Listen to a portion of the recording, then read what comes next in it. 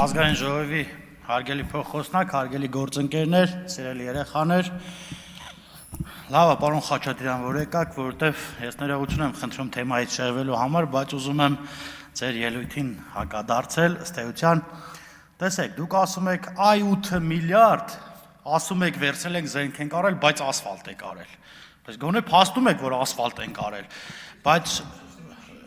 Բայց ինչ վերաբերվում է ասֆալտին, թե զենքին, եւ զենք ենք առնում, եւ ասֆալտ ենք սարքում, եւ դպրոց ենք սարքում, եւ մանկապարտեզ ենք սարքում, եւ բուժ հաստատություն ենք սարքում, եւ ոչ միայն այդ գումարները վարկային համաձայնագրերով է գեներացվում,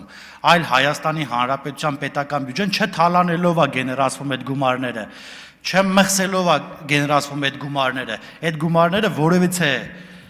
Քաղաքացիական պայմանագիր կուսակցության որևիցե падգամավորի դղյակ չի դառնում, որևիցե նախարարի դղյակ չի դառնում, Քաղաքացիական պայմանագիր կուսակցության ղեկավար վարչության նախագահ Նիկոլ Փաշինյանը չի դառնում դոլարով միլիոնատեր, որ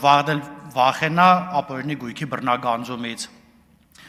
Դու տեսել եք, օրինակ, մի քանի տարի աշխատած падգամավորներին կամ նախարարների Երևանի տները, օրինակ, ես չգիտեմ, 150 տարի, 200 տարի, 500 տարի պետք է ապրեմ, որ այդ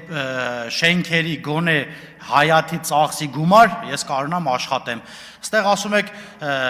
այ ասում է, վարչապետն ասում էր 8 միլիարդի վարկը վերցրել ենք զենք ենք արել։ Եվ վարկը վերցրել ենք զենք ենք արել, եւ վերցրել ենք դպրոց ենք սարքել, եւ պետության գեներացված գումարներից, այն գումարներից, որը չի գողացվել, դրանով ենք սարքել ու շարունակում ենք սարքել։ Եվ հիմա ինչ վերաբերում է նախորդ հարցին, էլի վարկային համաձայնագիր եւ էլի պետբյուջեից ֆինանսավորումով Սյունիքի մարզում ենք սարքում, Գեղարքունիքի մարզում։ Նախ ես շնորհակալ եմ, որ դու ասացիք, որ նաեւ ասֆալտ ենք սարքում։ Շնորհակալություն։